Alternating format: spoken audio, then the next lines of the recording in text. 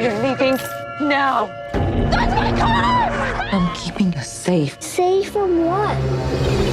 Thank you, Simon, for your time. It's a pleasure talking to you. How hard is to do this story and having all the past things that have already done, like War of the Worlds, and doing something fresh from the start? Well, I'm a huge fan, I should say, of Spielberg's War of the Worlds. Obviously, I'm a big fan of the H.G. Wells book, and I've always been fascinated not just by Orson Welles' radio play, but by the effect it had on the world and people thinking it was real.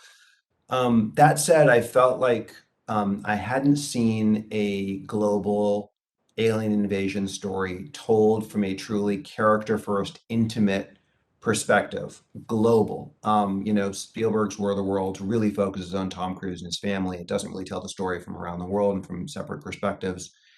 And so that was, for me, the entry point into the show was telling all of these very sort of normal people, real people in the real world stories in Japan, in the Middle East, in London, in America, so that you really did feel as though this thing was happening all around the world, and you were seeing it from these very boiled down emotional places. And I haven't seen that in the genre before. For me, the inspirations really were things like 28 Days Later, what Danny Boyle did with the zombie movies, or Children of Men, what Alfonso Cuarón did with his own version of an apocalyptic story.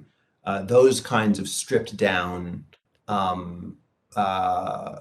movies or stories that still have epic scale to them, but they never lose the fact that the characters are driving the story forward.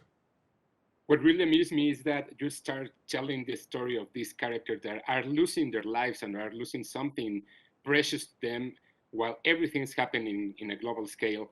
It was hard to combine and just to try to focus on one character, or did you develop these ideas of these characters are losing this, but everyone else is losing the world? Yeah, one of the things that when I went into conceiving the characters and building the characters was that I wanted all of the characters to be in a moment in their lives of alienation. As much as there's an alien invasion, I wanted the alien invasion to feel like it was a magnifying glass on the crises, emotional, personal crises of these people's lives. I wanted the drama to be strong, so strong that you almost didn't need an alien invasion to be a compelling show. But obviously, an alien invasion makes it, an even bigger, more exciting show. But each of the characters is in a different form of alienation, whether it's from themselves or their community or their loved ones.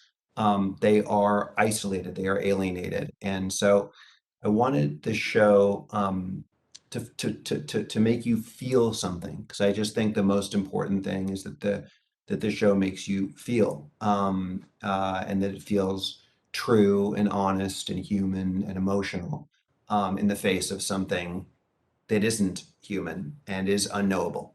Not today. This bitter